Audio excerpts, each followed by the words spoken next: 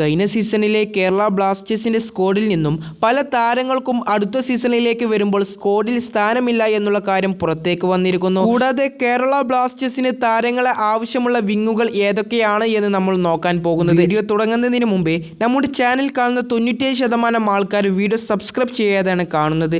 ദയവ് ചെയ്ത് സബ്സ്ക്രൈബ് ചെയ്തതിനു ശേഷം മാത്രമേ വീഡിയോ കാണാൻ ശ്രമിക്കുക. ഒന്നാമതായി നമ്മൾ നോക്കാൻ പോകുന്നത് സെൻറ്റർ ഫോർവേഡാണ്.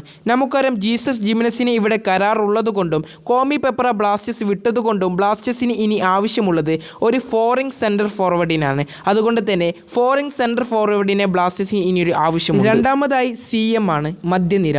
ബ്ലാസ്റ്റേഴ്സിൻ്റെ കഴിഞ്ഞ സീസണിലെ തുടക്കത്തിലായിരുന്നു ജിക്സൺ സിംഗിനെ വിറ്റത്.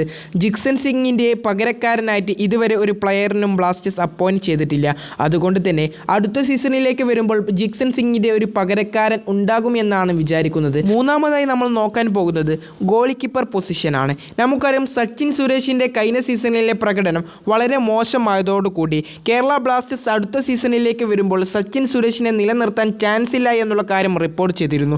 അതുകൊണ്ട് തന്നെ സച്ചിൻ സുരേഷിൻ്റെ പകരമായി ഒരു പുതിയ ഗോൾ കീപ്പർ വരുമെന്നാണ് വിശ്വസിക്കുന്നത്. നാലാമതായി നമ്മൾ നോക്കാൻ പോകുന്നത് സെൻറ്റർ ബാക്കാണ്. നമുക്കറിയാം മിലോസ് റിൻസിച്ച് കഴിഞ്ഞ സീസണിൽ വളരെ മോശം പ്രകടനമായിരുന്നു കാഴ്ചവെച്ചിട്ടുള്ളത്.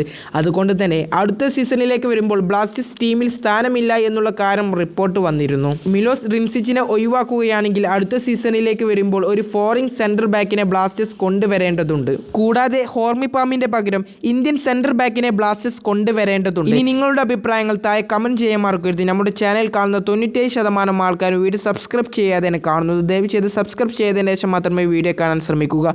മറ്റൊരു വീഡിയോയും കാണാം. അതിരിക്കും. Bye by.